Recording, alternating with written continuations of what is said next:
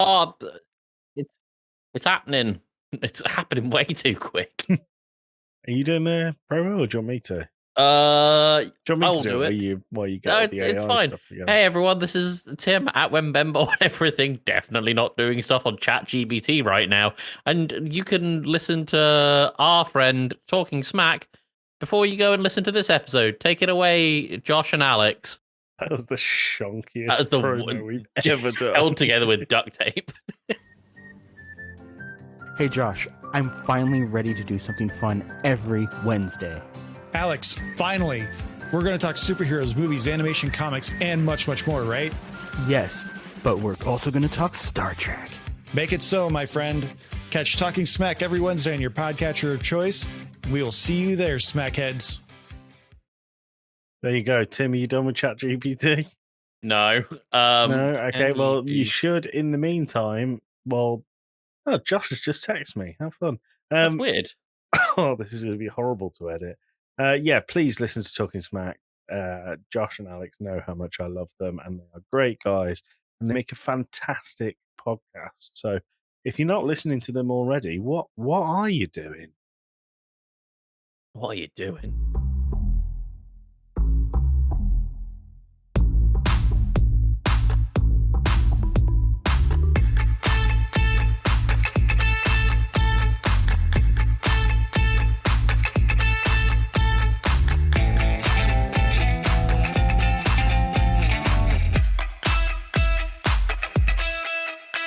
Don't be shocked by the tone of my voice. It's just my weapon of choice. This is Tim at Wembembo on everything, and I'm joined by my brother, Joe, if it's... I really thought you were going to go for "Don't be fooled by the rocks that I've got." I'm still Wemby from the block. Wembembo on the billboard. Someone, a mutual friend of Payne and ours, has finally got on TikTok, and they said, "How do I find Tim's account?" And they just look, and they sent them a message about 5 seconds later, being like, "I found Wembo." Like, okay. How do you feel about being Wembo? I feel shortened. Well, you know. Oh yeah, makes sense. We had a whole conversation the other night, Alex and I, sorry, the Northern Boy and I, about how you claim to be 6'4". 6'2". Well, I said I think Tim probably is 6'2", and Alex 6'2". says no, he's not, because you and Alex are apparently the same height, and he thinks he's 6 foot on the dot. No, he's first of all, he's not. definitely, he's way taller than 6 foot, and I know that because he's taller than me.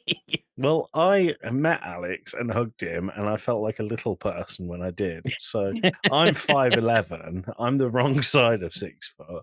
You're taller than me. Yeah. But Alex is like... I think he's 6'4", 6'5". I was trying to think of something not offensive. Oh my all God. I could think of was the giant man from the Goonies, which would be... Sloth. Jesus Christ. I don't think you're Sloth, Alex. I think you're much sexier than him. This is... Tim, this episode is a shambles already.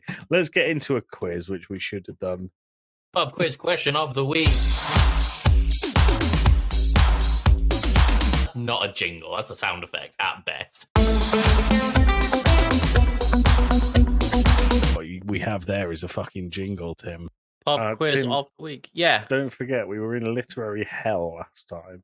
Oh yeah, no, I've got one literacy question which I know you'll get because it's a pretty common one, and then we're going to move far away from literacy. Am I going to feel like an idiot when I don't get it? No. Like I think you'll nail this one. So, pub quiz of the week. I'm going to go through several pub quiz questions, and Joey is going to keep going with answers until he can't get one immediately, and then that becomes our pub quiz question of the week. By the way, Joey, when we started doing this format, I had 150 questions on a Notion page for this. Okay. I'm down to I'm sub 100 questions now. That's not that impressive when we've nearly had 100 episodes of Two Blokes from Blighty. No, I think it's good because that means you've gone through so many without. No. That means I've gone through about 50. Yeah, but that's that averages out at this half format. a question per episode. No, because I've been doing this format with the long list for, I don't know, a season maybe or two. You might as well pat me on the head and call me a good boy that I'm doing super well. You are doing super well. Joey, what's the title of the novel by F. Scott Fitzgerald that explores the decadence of... I Decadence? Yeah, actually know this. You don't need to finish the question. It's The Great Gatsby. damn right. That was our literacy question. In God Greek for that. mythology, who is the king of the gods and ruler of Mount Olympus? Zeus? It is Zeus. In which Norse god wields the mighty hammer Mjolnir and is known as the Oh. god of thunder? Yep, you got it. Who is the Egyptian goddess of wisdom, writing, and magic, often depicted as a woman with the head of a lioness or a house cat? I don't know. In my head, the only Egyptian gods I can think of are Ra, and it's not Ra because Ra was the head of an eagle or a hawk, Mm-hmm. and Imhotep. Imhotep. And Speaking of I hawks, think by of the that's way, because Hugh Dennis did a whole thing, and he's like, "And we will sacrifice you to the great god Imhotep," and it's stuck in my head ever since. well, But I Imhotep know was also from the Mummy movies, right? he was, yeah. Yeah. Sorry, Tim. I'll let you get onto your hawk story in a second. The only other one is Cleopatra. That was a pharaoh, not a god. Yeah, I did think that. I'm sure it'll come to me and it'll bother me because I really used to like Egyptian mythology. So, Yeah. tell me about hawks. Did you see that TikTok of that woman who was recording on the train? It's got the announcement of, if you see something unusual, report it to a member of staff. See it, say it, sorted. And like she just turns her camera around and there's a fucking hawk sat on the chair. No, I didn't see that. That's Very it's good. amazing.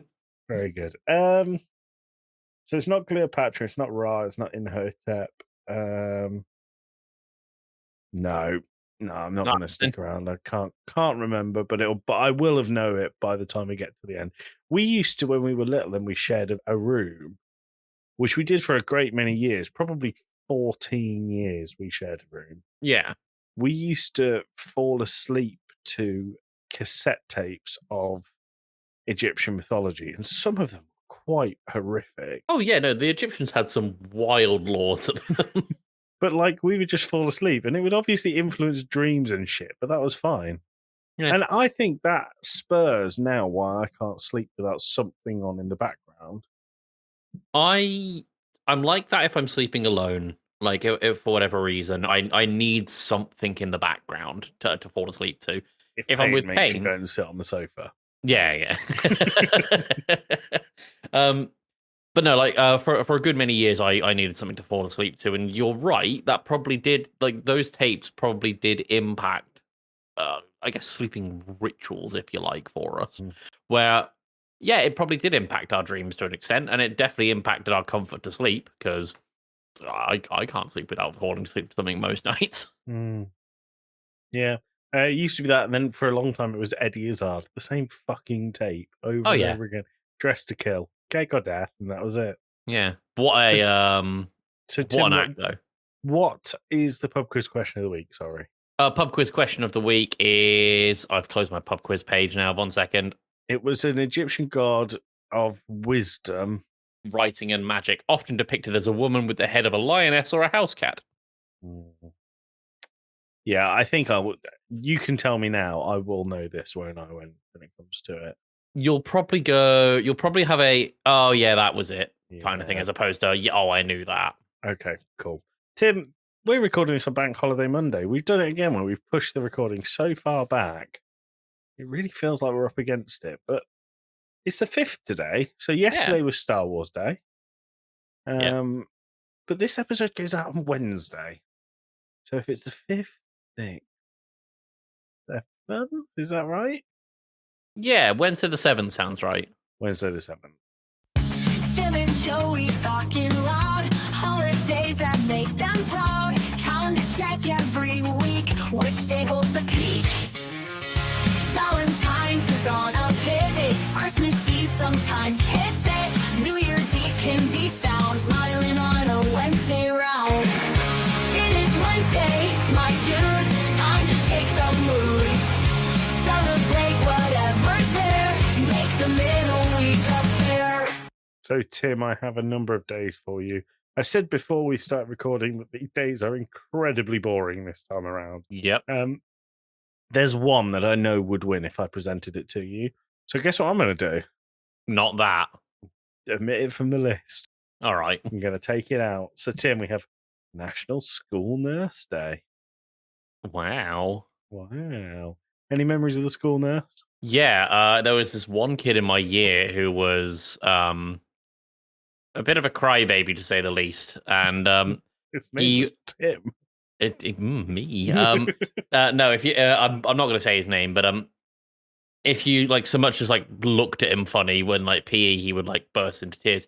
And there was one day where he was in PE and he actually got quite a hard shove and landed in like the bushes and went to the teacher and was like, "My arm really hurts," and she was like, "You're fine, just go back to your desk." And he spent the whole day afterwards, like crying and holding his shoulder.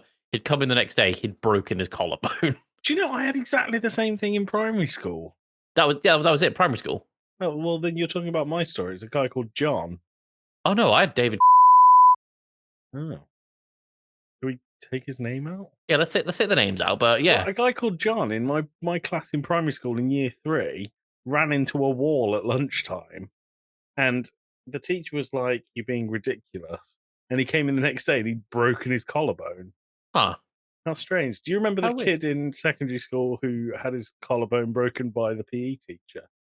Because they were playing football in the cage and the teacher walloped him against the wall. Is this the teacher that I'm thinking of? Everyone called him steroids. The one that we started calling him steroids. I found out some years after we left, he got suspended for like grabbing a kid by the collar and holding him up against the wall. I'm not surprised. No.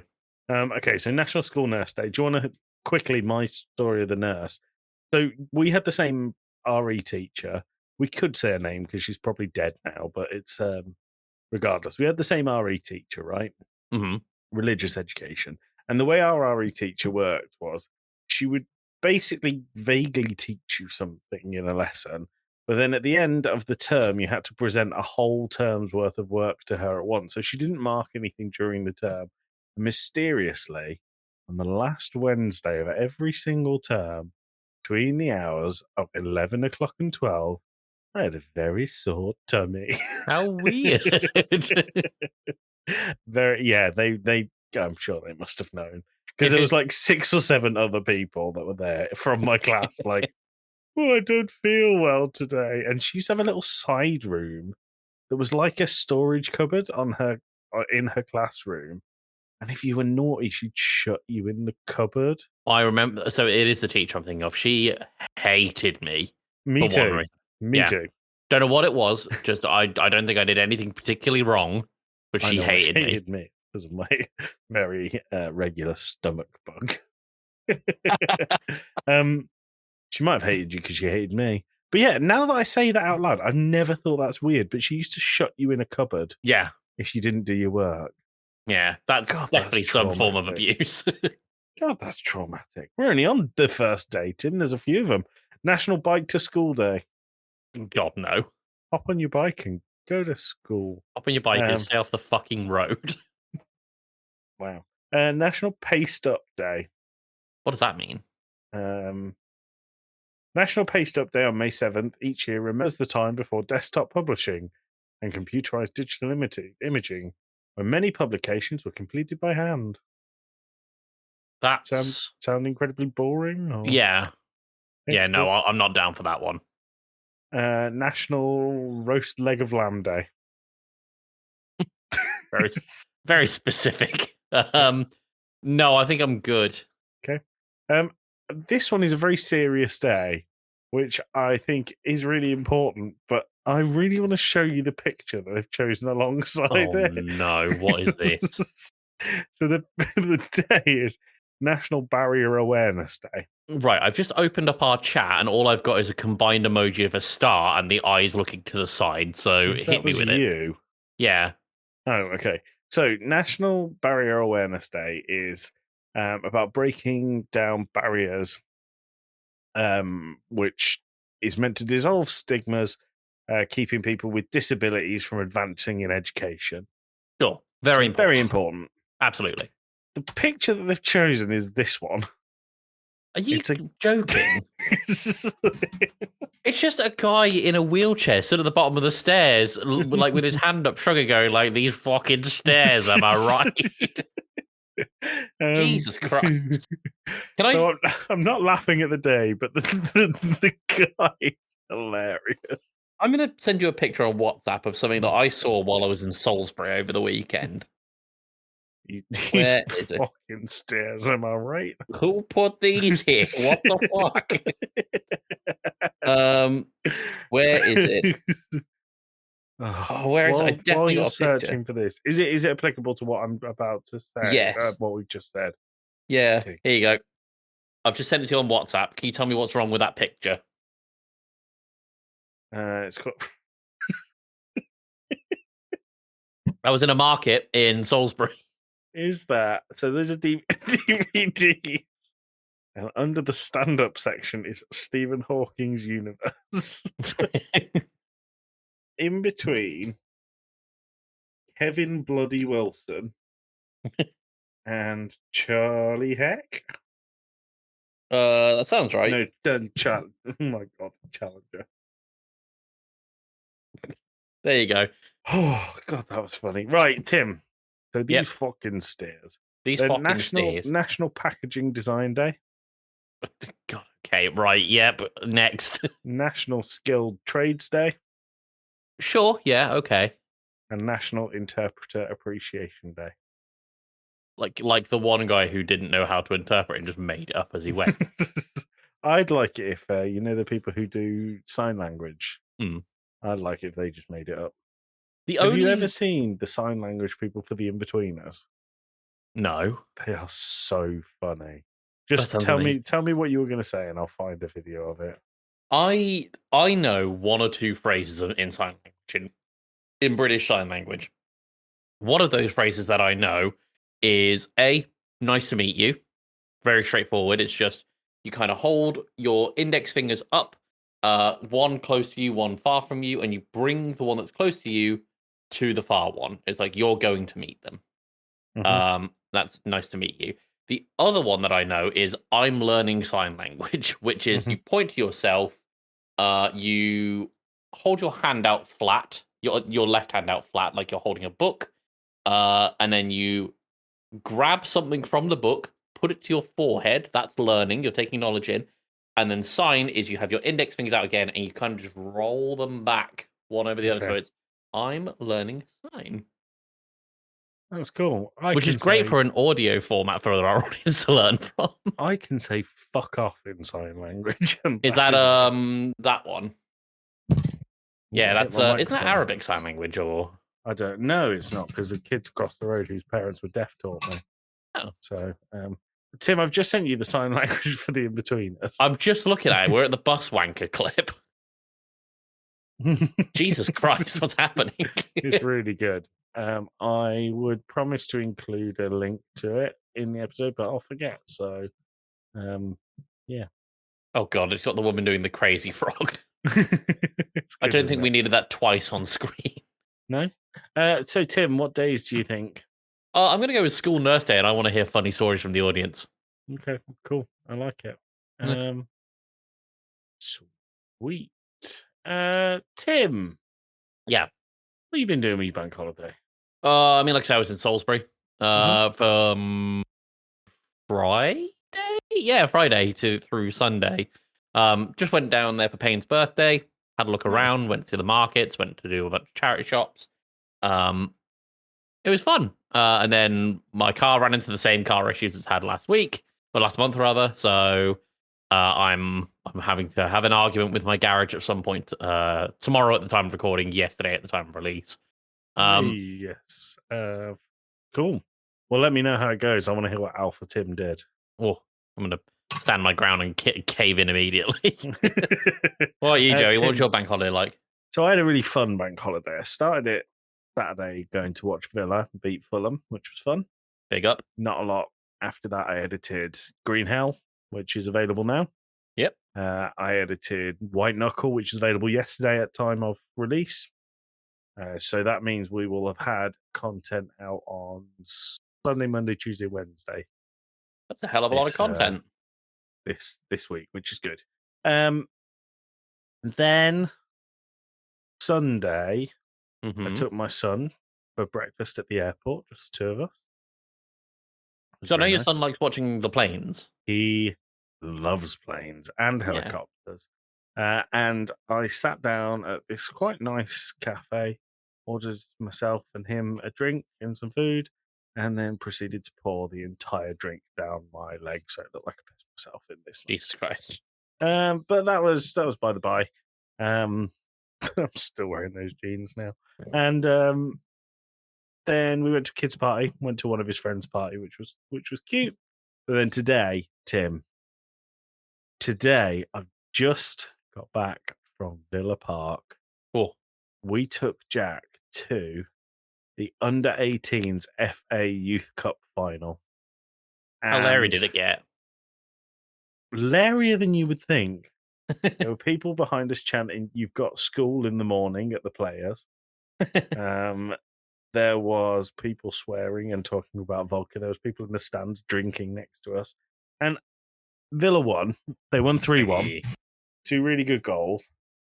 And I'm going to send you a video now on WhatsApp of my son celebrating the win to Sweet Caroline. Oh my God, He's really going for it, huh? sorry, I could not hear a word. If you said anything then, I was just listening to the video. Said he's really going for it, huh?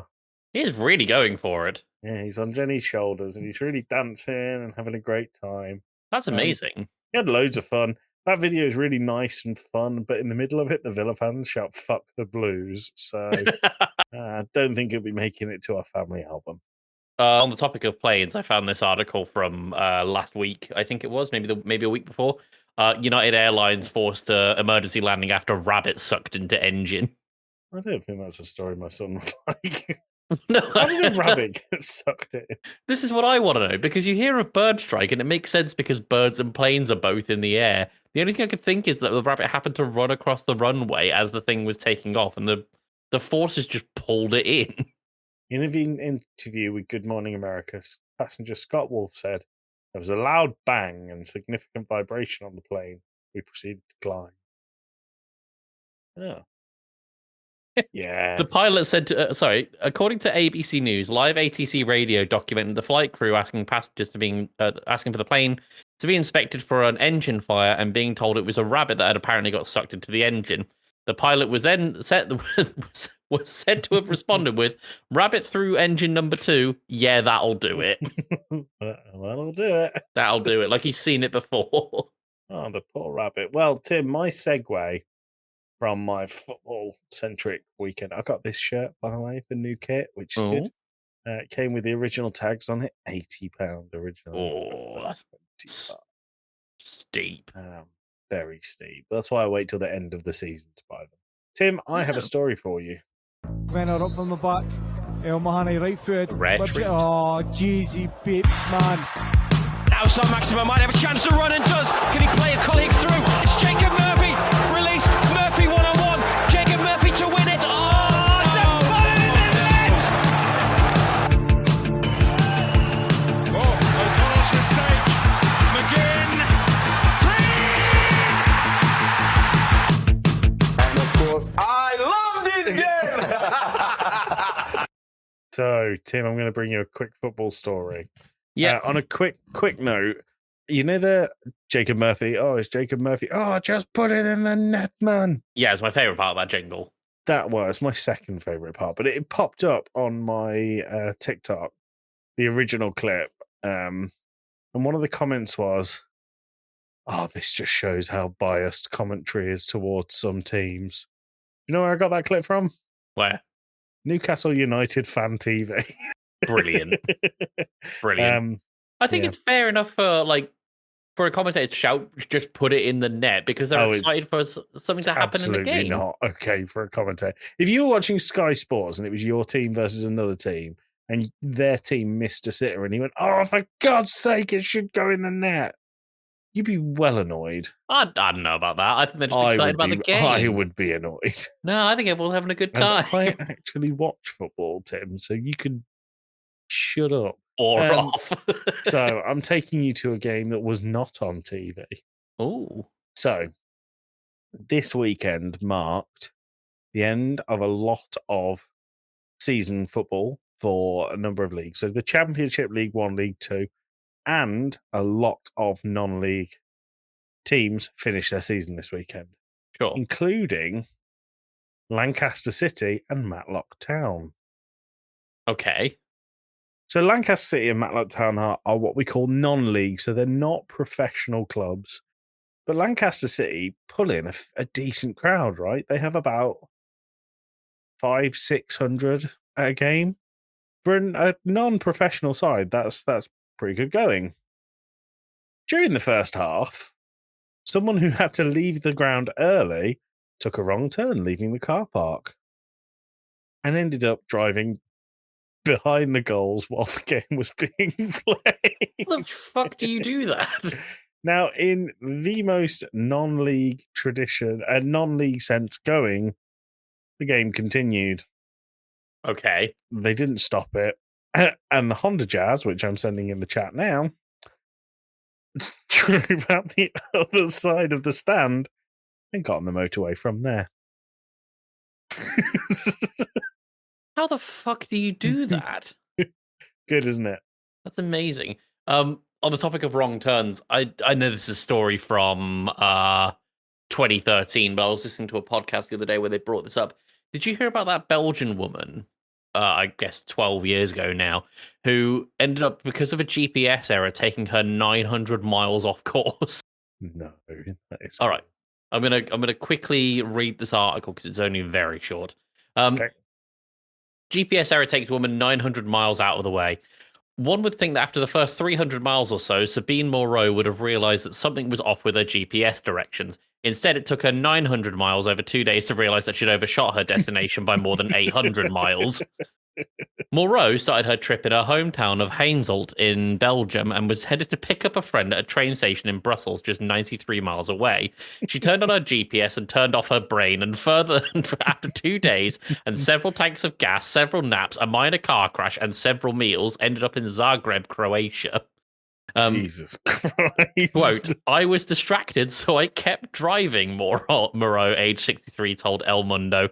I saw all kinds of traffic signs, first in French, then German, then finally in Croatian. But I kept driving because I was distracted. Suddenly, I appeared in Zagreb and realized I wasn't in Belgium anymore, so I decided to turn around. My God. But So, distracted can you life imagine for how- 2 days. Can you imagine how pissed the friend would be? Well, apparently the son and the friend reported her missing, and they managed to track her down by her bank statements because she was withdrawing money to go and eat at places and top up fuel on the car. She's like, bloody hell, I don't remember this being so far. Jesus Christ! Why is she traveling by this train station? Wow, that is something else, Tim. I'm glad That's you unreal. finished. I love this game with that. Do you want to know what the actual story is with the Honda Jazz? Yes. So, a lot of people thought that it was a marketing stunt because the ground that Lancaster City play at is named the Proctor Cars Stadium. Right. So a Why lot is of it fans called thought that? it was. Well, it's sponsored by Proctor Cars. Oh, okay. Thought that it was a stunt by Proctor Cars to go, look, we've got these cars for sale. Talking about cars, we'll get people into Proctor Cars. Blah blah blah blah blah. Mm-hmm. What actually happened was this was a musician who provided pre-match entertainment and had to leave the game early, going to his next gig. But the exit to the small public car park, you have to follow a driveway around the pitch, and unfortunately, the game was in progress. Brilliant. So it drove between the pitch and the fans behind the goals and out onto the road that way. Amazing. There you go. Tim, let's do some funnies.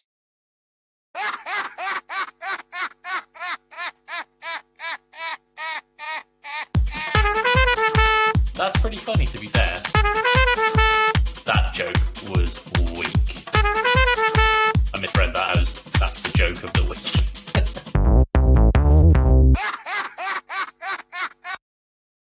That didn't come through on the mic. There you go. There you go. I panicked and did it myself. Tim, this is our joke of the week section where we tell each other bloody hilarious one-liners. Absolutely. And the idea is to make the other person laugh. When the other person laughs, the section is over, and that joke is deemed our joke of the week. Now, normally I would ask you how many jokes you have, but you revealed that you're cheating. This week I'm cheating. While I was in Salisbury, I picked up a man walks into a bar, the ultimate collection of jokes and one-liners book. So instead of me frantically Googling for 30 minutes before each recording session, I'm just going to go with the book until we run out of jokes. Now, Tim, tell us what section you accidentally panned to at the start of the recording, just to warn people the kind of jokes that we're going to get here. I put the book down on the table, I skim through to the middle to try and make it as random as possible, and I see one word crop up as soon as I open the page. Ethnic. I change section. Ruh-roh. That's the book that Nigel Farage wrote, isn't it? Oh yeah. It's got a weird manifesto chapter. I don't know what that's about. Okay, Tim, I'll go first. Just found out my mate spent £500 on a limo for his wedding. The fee doesn't include a driver. Spent all that money, and he's going to have nothing to show for it. That's good. Chauffeur. Very, very good. Two crisps are walking down the road. One was assaulted. God, if this is the quality from the book, I'd put it away now, Tim. Over 200 years ago, two brothers announced that they could fly. Turns out they were right. Is that a joke? The Wright brothers. Yeah. Oh, they were right. Yeah, okay. It's always funny when you have to explain it. It is, yeah. Red meat might be really bad for you, but fuzzy green meat is even worse. Well, it's true. Yeah.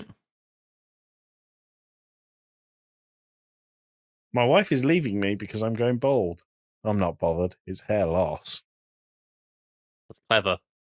That's clever. I like it. But I have to tell you, in this list of jokes, there's one that I wrote down that I couldn't finish saying out loud when I was practicing because it made me laugh. So I really hope you get caught by it too. All right.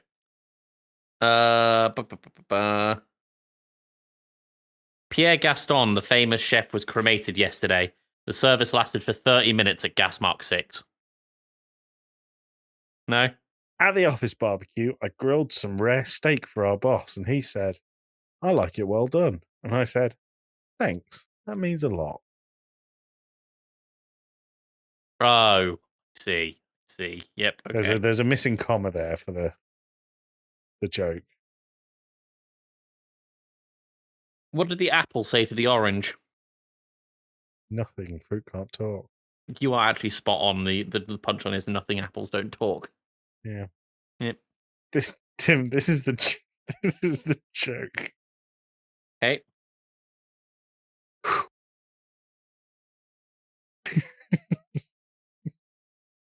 Okay. Sorry. Composed. Mm-hmm. My wife asked me, "Are you sometimes surprised how little people change?" And I said, "Actually, the process is the same. They just have little clothes."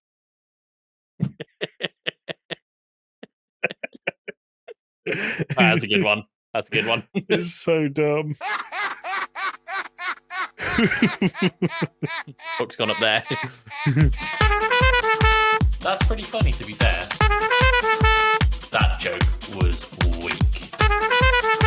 I misread that as that's the joke of the week.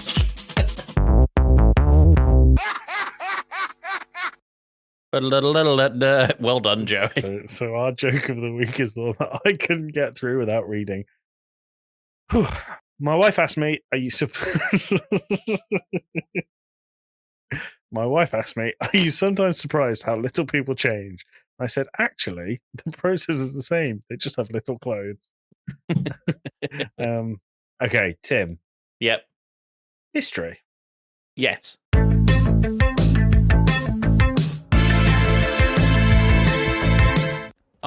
History. 1937, Pittsburgh, Pennsylvania. Damn, I wanted Colorado. It's not Connecticut this time. Connecticut, not Colorado. Grady Stiles Jr. is born with ectrodactyly, a rare congenital condition that causes his hands to resemble lobster claws. I don't know if you've seen where they have their hands kind of like This that. sounds like it should have been in the joke section. It gets weird and interesting, but he got the nickname Lobster Boy throughout his entire life. This condition had run in Styles' family for generations, and in fact, several members of Styles' family had worked in sideshows or freak shows going back to the 1800s. Grady was essentially born into a carnival. And at age 7, Grady joined his family's traveling carnival act, billed as a human oddity. He was a crowd favorite for his appearance, charm, and showmanship. Despite being confined to a wheelchair due to his condition, Grady had immense upper body strength, and he could use his arms to move around and deliver really, devastating blows and punches. Behind the scenes, he was known for his explosive temper and alcoholism. By the way, I should say we're now in the 1950s and 70s. Okay. He was known for his explosive temper and alcoholism, and he became increasingly abusive to his family, his friends, and his co-workers. He married twice to a woman named Mary, who was also a performer, and later to another woman and both marriages were marked by domestic violence, so they dissolved. His own children, some of whom... Joey, I'm not reading that. His own children, some of whom also had the same condition, later described Grady as a violent drunk who punched, kicked, and choked them through them and their mother regularly. So, not a good person at all. Okay. Thank you for skipping the bit where I actually like the person Mean History is about. Yeah, this guy is a crabby asshole. Well done with crabby. Well done. Grady's eldest daughter, Donna, fell in love with a young man who Grady did not approve of. The night before Donna's wedding, Grady shot and killed her fiancé in cold blood with a shotgun at point blank range. At his trial, he openly admitted to the crime, saying, "I told him I'd kill him. He laughed at me, so I killed him." Okay, cool. Doesn't mince his words. His defense lawyers argued that due to his condition, he couldn't be imprisoned in a normal facility, and he was convicted of third-degree murder, but only received 15 years of probation with no jail time. Wow. Amazing. Shockingly, Mary actually remarried Grady in the 1980s, thinking he'd changed, but he hadn't. The abuse resumed, perhaps even worse than before, and Grady became even more violent and sadistic. He bragged about getting away with murder and often threatened others, saying things like, "I got away with it once, I can do it again." Wow. I don't like this man. No, he's a total knob. After years of torment, Mary reached her breaking point. She enlisted her son from another relationship. I'll start again. Harry Glenn Newman Jr., a.k.a. the human blockhead, which is a note I just read. I'm going to need to look into that later. A sideshow performer to help her kill Grady. They hired a teenage neighbor, Chris Wyant, and promising him $1,000 and promising him $1,500 to kill Grady. Okay. On November 29th, 1992, Grady was sat watching TV in his trailer in his hometown of Gibbstonton, Florida, the town known for housing retired show performers. Wyatt entered the home with a gun in hand, and Grady said, "What are you going to do? Kill me?" Wyatt then shot Grady in the head. Yeah, I mean, he asked. Trial at the sideshow is what this kind of chapter is known in ChatGPT's summary of this. Is what I was doing in the preamble. The murder trial became a media sensation due to the freak show angle and the deeply dysfunctional family dynamic. Mary and her son and Chris Wyant were all charged. Mary claimed years of abuse and terror as her motivation. Ultimately, Chris Wyant was convicted with second-degree murder and sentenced to 27 years. Harry Glenn Newman Jr. got life in prison, and Mary was sentenced for 12 years for conspiracy, despite many seeing her as a battered woman driven to desperation. That story's not as fun as I initially put forward. I just had the words "lobster boy" written on my notes and asked ChatGPT to summarize it. So, thanks for that, ChatGPT, for this bleak section of our podcast. Weird and miserable history is what that was, Tim. I'm going to mark. So I have a section in my notes, not in my ChatGPT, in my notes, where whether or not a weird history was a success or not, I'm putting this one down as a no because it was fucking dire. Maybe. I'm going to write the words "fucking dire." Can I ask what you've rated the other ones? Yes. For the listeners, this is the first I've ever heard of this. So what list. stories are you thinking of in particular? Well, just any of them. Just take me through the list. We haven't done that many weird history. The Very Dead Elmer McCurdy was obviously a big success. Remind me. That was the cowboy who was terrible with the nitroglycerin, and then his body went on tour for more years and he was alive. Yes, that was good. I really like that one. Operation Midnight Climax was a success. Yeah. Hayes versus Tilden, that politics one that we did, that was in 2 parts. I put that down as a no because it was very long and boring. Okay, cool. Don't ever say Tim isn't self-aware, people. No. Like I'm. The reason I do this is and I write down what went well and what could have been improved, so I can try and deliver better weird histories. You wouldn't think so, looking at this week, but most of them, yeah. You know, you miss every shot you don't take, Tim. What the hell was the Spider-Man of Denver? I remember that name, but I don't remember what it was. Don't know. Can't I don't know. The other one was the other one that I really like that's in here is the Spite Fence. That's in recent memory. Oh yeah, that was good. Oofty Goofty was another good one.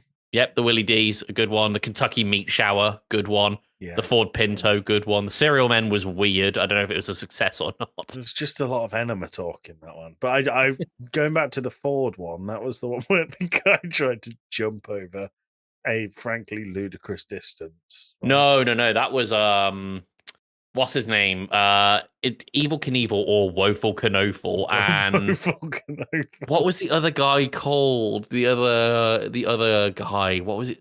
It wasn't David Han. That was the radioactive Boy Scout. Leatherman.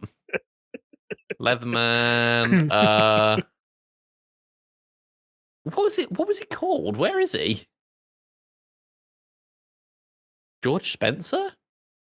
Doesn't sound as No, good as he was the Woeful guy Knofel. who had one eye and everyone thought he fucked a pig.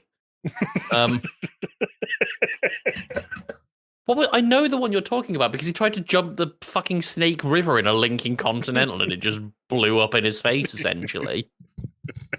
Lawn Chair Larry? No. Oh my god, where is this one? Am I not done for some reason? Oh god. The guy who had one eye and everyone thought he fucked a pig killed me. I can't find this one article, and I know we've done it. I must have got rid of the notes for some reason. Oh my god, that was funny, Tim. Tim. Yeah. Tim. Hello. Anything else you want to talk about?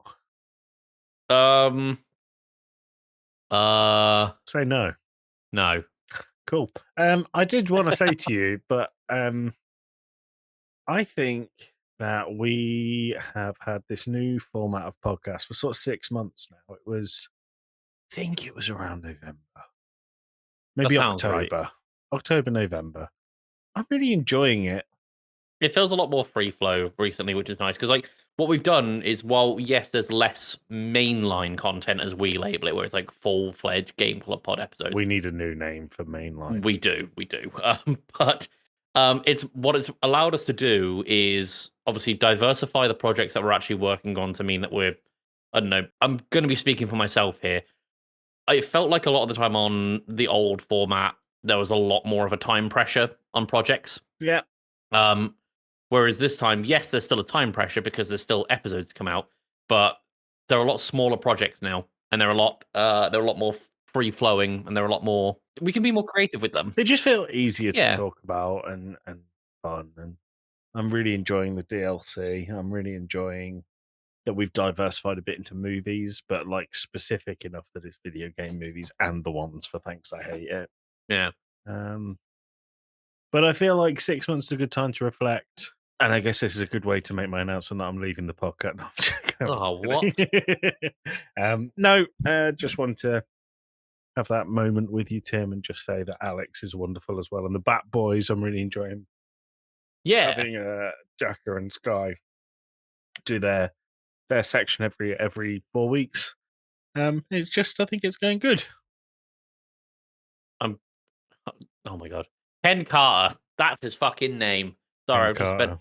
Yeah, the man who tried to jump a river in the least aerodynamic car I think I've ever seen. Right, Tim. Well, in that case, as you naturally and organically said that you have nothing else to talk about, not prompted by me. Yep.